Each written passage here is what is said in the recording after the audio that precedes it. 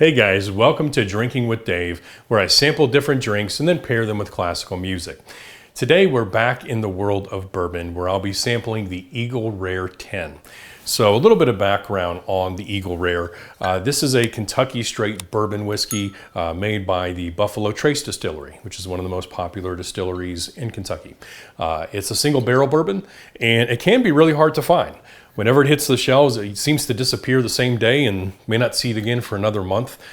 Here locally, they even have a lottery for it. And so if you ever see it on the shelves and you wanted to pick it up, don't take it for granted. It may not be there the next time you come back. So as for the specs, this is aged 10 years. It comes in at 45% ABV.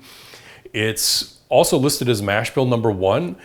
But I couldn't find out what that meant. I don't know what that means. Their website didn't say what mash bill number 1 was. And so I'm guessing from the taste, because I've had this before, there's very little rye in it. It just doesn't have that characteristic spiciness to it. It's gonna be mostly corn. Obviously, it's a bourbon.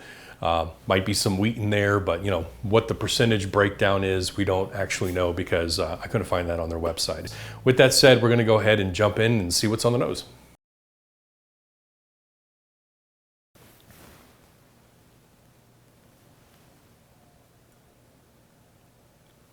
So the first thing I pick up on the nose is apples.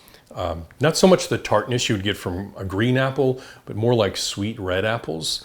With that said, there is a little bit of sour in there, kind of mixing in with that sweetness at the same time. There's a surprising amount of depth here on the nose.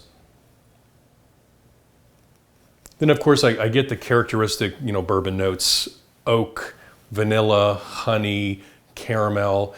The notes that you're pretty much going to pick up on almost every bourbon, but there is a surprising amount of depth here. It almost smells like an old library. You've got these old wooden shelves stocked with books.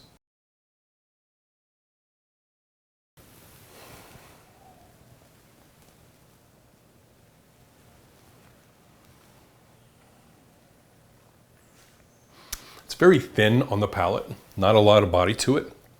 The flavors are very nice though, and develop even more on the back of the palate. I'm getting those apple notes that I picked up on the nose. Once again, sweet red apple, maybe some baking spices as well.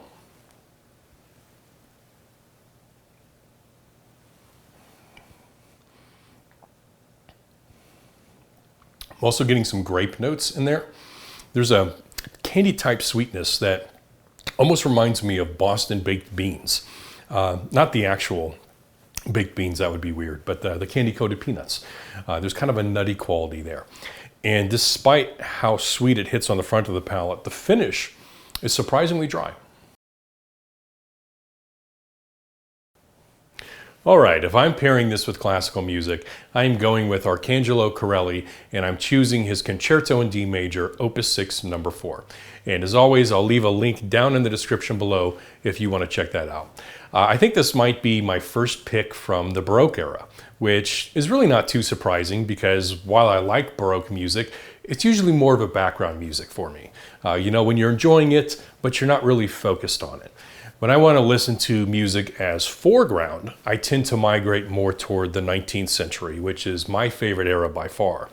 With that said, I've always liked Corelli, and the reason I like this for comparison purposes is that the composition is light, but it's lively at the same time.